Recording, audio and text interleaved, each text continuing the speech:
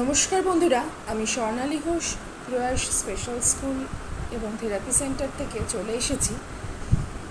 এখানে দেখুন, একটি ছোট্ট শিশু কি করে নিজ দক্ষতার সাথে প্রত্যেকটি রঙকে প্রত্যেকটি রঙের সাথে মিল করাচ্ছে এবং সে দেখাচ্ছে কি করে একটি রঙের সাথে মিল হয় বাম দিকের সঙ্গে ডান দিক, এবং সে বলারও কিছু কিছু চেষ্টা করছে।